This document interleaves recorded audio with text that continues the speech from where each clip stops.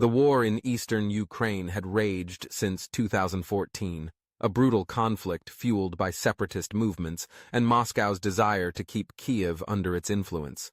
But while the world saw pro-Russian rebels fighting against the Ukrainian military, the real power behind the insurgency wasn't in Donetsk or Luhansk.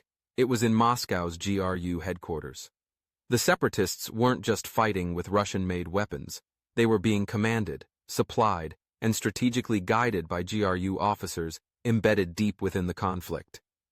The GRU's hybrid warfare strategy in Ukraine was designed to make it appear as though this was a civil war, when, in reality, it was a Russian military operation in disguise. GRU operatives didn't just supply weapons and intelligence to the separatists. They infiltrated local governments, set up fake independence movements, and orchestrated false flag attacks to justify Russian involvement. At the heart of the operation was GRU Unit 29155, a shadowy division specializing in sabotage, assassinations, and political destabilization. GRU officers directed separatist commanders, ensured a steady flow of arms across the Russian border, and eliminated pro-Ukrainian activists in occupied territories. Whenever a rebel leader stepped out of line, they mysteriously disappeared or were killed in a car explosion. Ukrainian intelligence quickly recognized that many of these assassinations bore the hallmarks of GRU operations. One of the GRU's biggest successes was its role in the annexation of Crimea in 2014. Before Russian troops officially moved in, GRU operatives had already infiltrated key Crimean institutions, bribing officials, cutting off Ukrainian military communications, and paving the way for a near-bloodless takeover. It was the GRU that coordinated the arrival of the infamous Little Green Men, Russian soldiers without insignia who seized control of key locations before anyone could react. But in eastern Ukraine, the war was far bloodier. The GRU's involvement went beyond logistics and sabotage. It included direct military intervention disguised as volunteers. Ukrainian intelligence intercepted communications proving that Russian officers were commanding separatist forces, using encrypted channels to give battlefield instructions. Entire Russian military units were sent into Donbass, their insignias removed, their official status erased. The Kremlin denied their existence, but captured soldiers later admitted they had been sent by Moscow.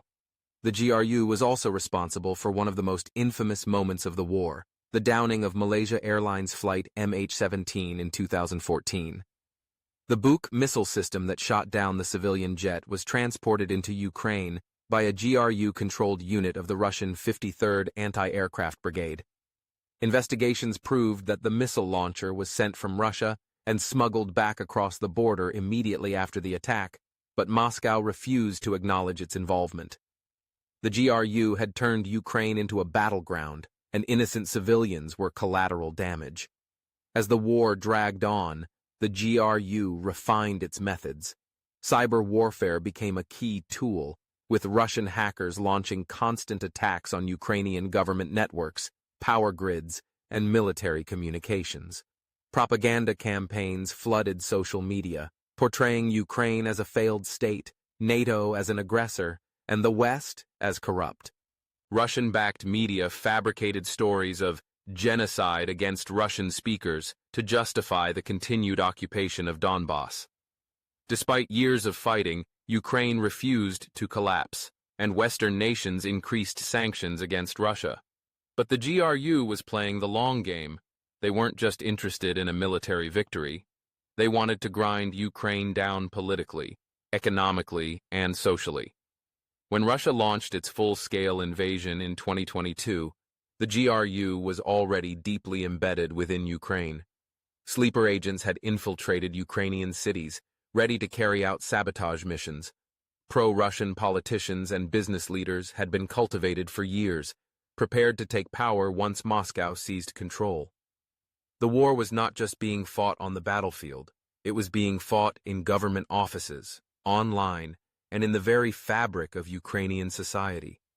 The GRU's covert war in Ukraine wasn't just about conquering land, it was about ensuring that Ukraine never escaped Russia's grip. It was a war waged with deception, propaganda, cyber attacks, and assassinations, a blueprint for modern hybrid warfare. But despite all of Moscow's efforts, Ukraine fought back harder than expected. The GRU's operations, once executed with impunity, were now being exposed by intelligence leaks, captured operatives, and intercepted communications. The world could finally see the truth. This wasn't just a separatist conflict.